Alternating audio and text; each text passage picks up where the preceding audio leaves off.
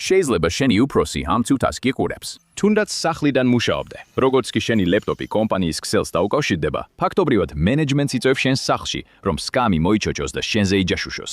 და შეერთებულ შტატებში ეს პრაქტიკულად 100%-ით კანონიერია. ამისთვის სპეციალური მეტსახელიც კი არსებობს, ბოსვარი. ისინი იციან, როდის არ მუშაობთ. იციან ყველა შეტყობინება, რომელსაც აგზავნით და შეუძლიათ წაიკითხონ ისინი. მათი თვალები ყოველთვის თქვენზეა. ეს გაყენებთ უსიამოვნო რეალობის წინაშე. თქვენ აღარ მუშაობთ უბრალოდ დისტანციურად, თქვენ მუშაობთ მეთვალყურეობის ქვეშ. თავი პირველი, მწვანე წერტილის ილუზია. თუ თქვენ იმ დაახლოებით 320 მილიონ ადამიანს შორის ხართ, ვინც 2024 წლიდან Microsoft Teams იყენებს, კარგად იცნობთ იმას თუ როგორ გაძალებთ ის მუშაობის დემონსტრირებას, წინააღმდეგ შემთხვევაში სამსახურის დაკარგვის რისკის წინაშე გახართ. თუ თქვენი სტატუსის ნატურა მწვანე და არანთია, დამსაქმებლები იწყებენ ეჭვიანობას, რამდენ ხანს არ იმყოფებოდით თქვენს სამუშაო მაგიდასთან. არსებობს სტატიებიც კი, რომლებიც გაძლევთ რჩევებსა და ხრიკებს, როგორ აიცილოთ თავიდან საშიში უქმის სტატუსი. ეს ყველაფერი ეგრეთ წოდებული პროდუქტიულობის თეატრის ნაწილია.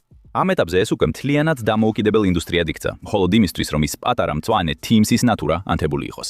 აირატო, თუ რომელიმე ონლაინ მაღაზიაში შეხვალთ, ნახავთ უამრავ ვარიანტს მაუსის მორკევის მოწყობილობებისთვის. ეს არის მაგიდის გაჯეტი, რომელიც თქვენს მაუსს მუდმივად არკევს, ჯივად არკევს, რათა ის არასდროს გახდეს უქმი. მაგრამ Microsoft-მა გამოიგონა პროდუქტიულობის თეატრის საბოლოო ფარდა, ერთიანი აუდიტის ჟურნალი.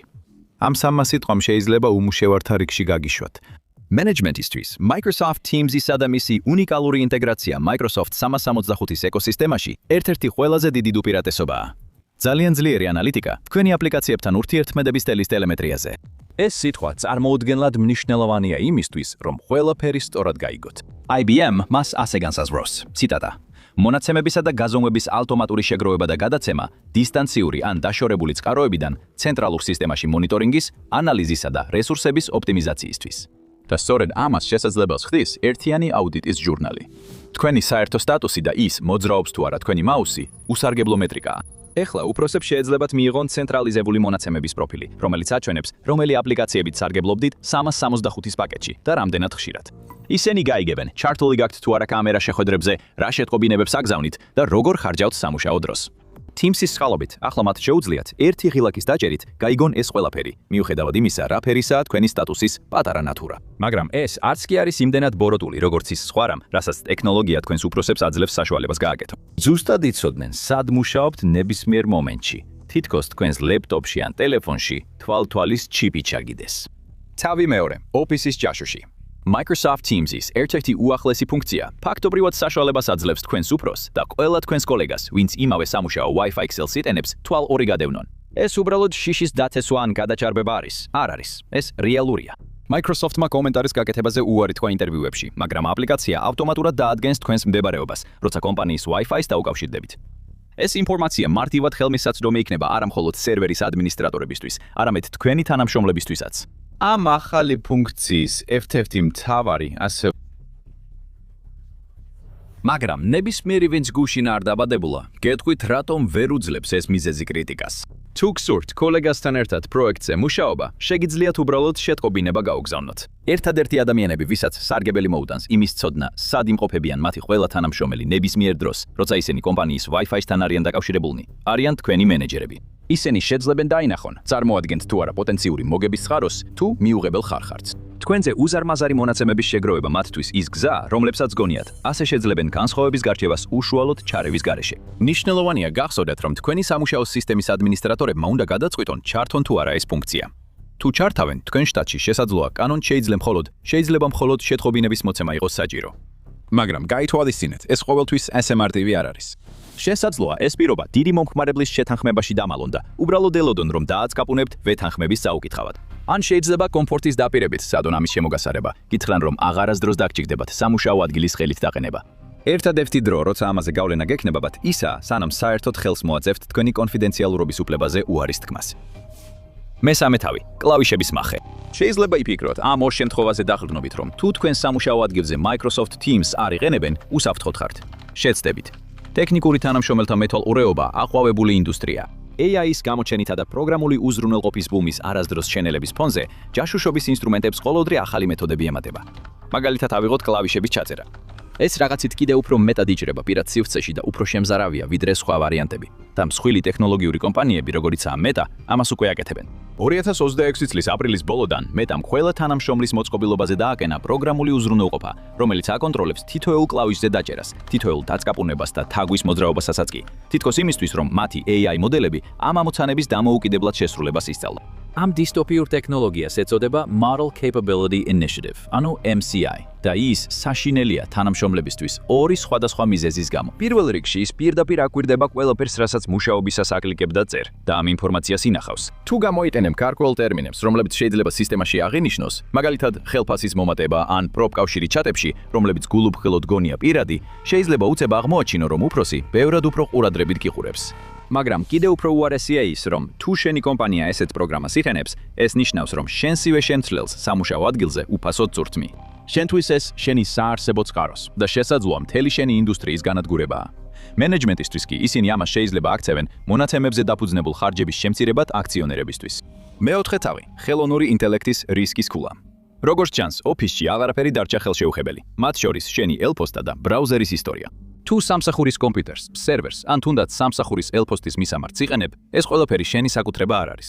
ისინი შენს დამსაქმებელს ეკუთვნის და ეს აძლევს მას სრულ უფლებას დეტალურად შეამოწმოს იქ არსებული შინაარსი. შენი კომპანიის IT განყოფილებას შეუძლია იცოდეს ყველა უხერხული კითხვა, რაც ოდესმე Google-ში შეგიყვანია სამსახურის დროს. შენი უფროსი მხოლოდ იმეილის სათაურს, მიმღებს და გაგზავნის დროს კი არ ხედავს, არამედ თავად ტექსტსაც და ყველა მიმაგრებულ ფაილსაც. აქ არაფერი აკრძალული, არაფერი. Brian Cropey, Gartner-ის HR პრაქტიკის კვლევის განძვანელი ამბობს, რომ ყველაფერი, რასაც კომპანიის ნებისმიერ მესეჯინგ პლატფორმაზე წერ, შენს დამსაქმებელს შეუძლია ნახოს, ან IT-ს, ან HR-ის მეშვეობით. ყველაფერი, რასაც ამ პლატფორმებზე განათავსებსებ, შენს დამსაქმებელს შეუძლია ნახოს. ტექნოლოგიაზე მოთხოვნა მხოლოდ გააუმჯობესა. ეს ტექნოლოგია დროთა განმავლობაში.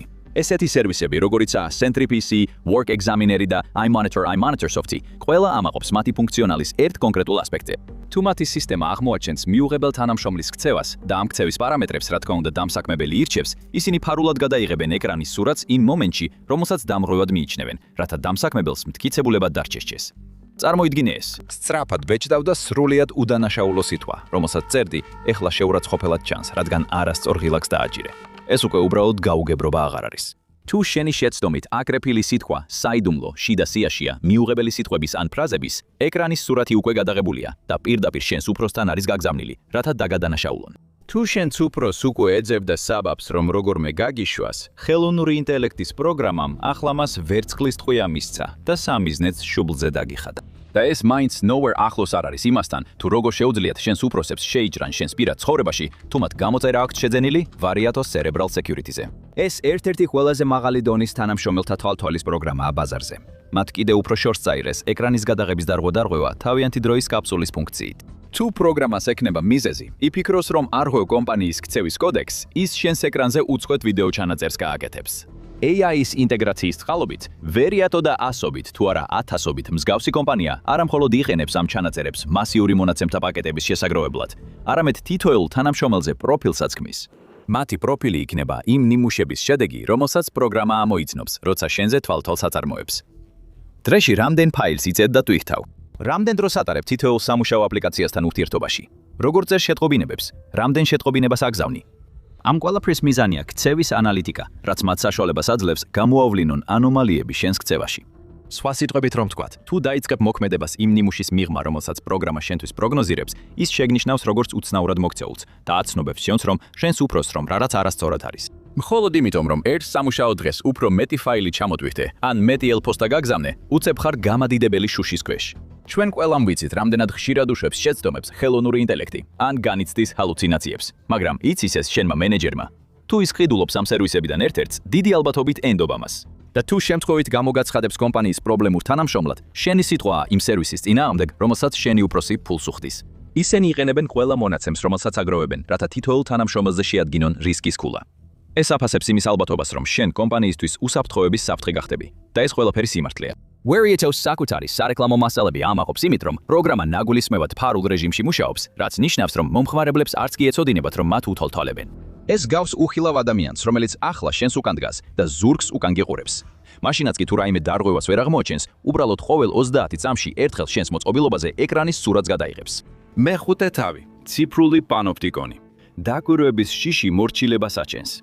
ეს იდეა შექმნა ინგლისელმა ფილოსოფოსმა ჯერემი ბენთამმა 1786 წელს, თითქმის 200 წლით ადრე, ვიდრე ჯონ უაილდერ თაკიმ პირველად გამოიყენა სიტყვა პროგრამული უზრუნველყოფა კომპიუტერულ კონტექსტში. მან მას პანოპტიკონი უწოდა. ეს იყო აზრობრივი ექსპერიმენტი იდეალური ციხის შესახებ, სადაც პატიმრებს ჯერათ, რომ ნებისმიერ დროს შეიძლება დააკვირდნენ. ამიტომ ისინი ყოველთვის სწორად იქცევიან. ეხლა ჩვენ ხედავთ, როგორ ხორციელდება ბენთამის ოცნება მთელ სამუშაო ძალაში, რადგან პროგრამული უზრუნველყოფის რთული ქსელები ერთიანდება და ქმნის გლობალურ ციფრულ პანოპტიკონს, სადაც ყველა თანამშრომელი ყველა კომპანიაში ამ ხაფანგშია გაბმული. და იმისთვის, რომ თანამშრომელთა სათვალთვალო პროგრამების კონკურენტულ ბაზარზე ლიდერობა შეინარჩუნონ, კომპანიები ქმნიან სულ უფრო უცნაურ და შემოჭრილ სერვისებს, რათა სხვებისგან გამოიჩნდნენ. SNCC არის პროგრამული უზრუნველყოფა, რომელიც თავს წარმოაჩენს როგორც თანამშრომლებისთვის კეთილსინდისიერ ფსიქიკურ ჯანმრთელობის დამხმარედ, მათთვის, ვისაც სამუშაო ადგილის ატმოსფერო ენატრება. მაგრამ მართლა უმჯობესდება თქვენი ფსიქიკური ჯანმრთელობა. თუ თქვენს უფროს, jederzeit შეუძლია დაგირეკოთ კონფერენციულ ზარზე ისე, რომ თქვენ უარის თქმის ღილაკიც კი არ გაქვთ. Protoscore არის ხელოვნური ინტელექტის სერვისი, რომელიც შეუჩერებლად აკვირდება თქვენს აქტივობას და ამ მონაცემებს იტანებს იმისთვის, რომ თქვენს უფროს რიცხვითი პროდუქტიულობის ქულა შეუქმნას. და თუ თქვენ გაქვთ პოზიცია, სადაც პროდუქტიულობის საკმაოდ ნიუანსური ხედვაა საჭირო, მაშინ ძალიან დიდი შანსია, რომ ეს სისტემა პრობლემებს შეგიქმნით. და პროგრამული უზრუნველყოფა, რომელიც შექმნილია თქვენი, ასე ვთქვათ, აქტიური მუშაობის თვალსაჩინოდ, რეალურად შეიძლება თქვენს ხელს ხელფასზეც აისახოს, როგორც ეს ფინანსების აღმასრულებელმა კეროლ კრეიმერმა აღმოაჩინა. მისი საათში $200 ხელფასი საბოლოოდ ძალიან მწირი გახდა, რადგან მისმა დამსაქმებლებმა თვალთვალის პროგრამა გამოიყენეს და მხოლოდ იმ კონკრეტულ წუთებზე მისცეს უფლება დაერიცხა თანხა, როცა აქტიურად მუშაობდა. და ეს ერთეული შემთხვევა არ არის. აშეთეშის 10 უმსხვილესი კერძო დამსაქმებლიდან 8 ინდივიდუალური თანამშრომლების პროდუქტიულობის მაპის მაჩვენებლებს აკვირდება, ბევრ შემთხვევაში რეალურ დროში, როგორც New York Times-ის კვლევა მაჩვენა. ზოგიერთი სერვისი, როგორიცაა FlexiSpy, Spyera, Clever Control და IK Monitor, ასევე უზრუნველყოფს ზარების მიყურადების ფუნქციას. ამ სერვისებიდან კიდევ უფრო მეტი გთავაზობთ ვებკამერისა და მიკროფონის მეთვალყურეობებას, აუდიო მონიტორინგს და მობილურ მოწყობილობებზე წვდომას, ასე რომ ისინი მართლაც ყველგან მოგწდებიან. Surfshark-ის მიხედვით, ამ სერვისების შესახებ ინფორმაცია პროგრამაში ცენტრალიზებულ ომის ოთახის ინტერფეისშია თავმოყრილი. ის, რის წინააღმდეგაც ისინი ომს აცხადებენ, არის ის, რომ თქვენ აღარასდროს გქონდეთ პირადი სივრცის შეგრძნება. მაგრამ ეს მხოლოდ Microsoft-ი არ არის. თქვენ უსაფრთხოდ არ ხართ ბაზარზე ყველაზე გავრცელებულ სამუშაო აპლიკაციებშიც კი. თუ თქვენ სამუშაო ადგილას იყენებენ Slacks და თქვენი კომპანია ყიდულობს Enterprise გეგმას, ადმინებს მარტივად შეუძლიათ შეინახონ და ნახონ თქვენი შეტყობინებები სისტემაში მყოფი ყველა ადამიანისგან. თუ კომპანია, სადაც მუშაობთ, იყენებს Google Workspace და გამოწერილი აქვს ისეთი გეგმები, როგორიცაა Legacy G Suite Business, Google Workspace Business Plus და Enterprise Standard, მათ შეუძლიათ გამოიყენონ Vault. ეს საშიში სახელის მქონე ფუნქცია მათ საშუალებას აძლევს დაარქივონ და მოძებნონ კონკრეტული შინაარსი კომპანიის თანამშრომლებისგან. Drive-ში, Gmail-ში, ჯგუფებში, Chat-ში, Voice-ში, კლასიკურ Hangouts-ში და Meet-ში. ფაქტია, რომ ეს ყველაფერი საშიშია და ამის დასადასტურებლად სტატისტიკაც გვაქვს. ExpressVPN-ის მიერ ჩატარებულმა კვლევამ აჩვენა, რომ თანამშრომლების 56% გრძნობს სტრესს ან შფოთვას, როდესაც ეჭვი აქვთ, რომ მათ უთვალთვალებენ მათი ცოდნის გარეშე. Peter Hollandi, ადამიანური რესურსების მართვის პროფესორი, Swinburne-ის უნივერსიტეტიდან, საჯაროდ აცხადებს, რომ მისი აზრით, მუდმივი პროდუქტიულობის მონიტორინგი სინამდვილეში სრულიად საპირისპირო შედეგს იძლევა, ვიდრე მოსალოდნელია.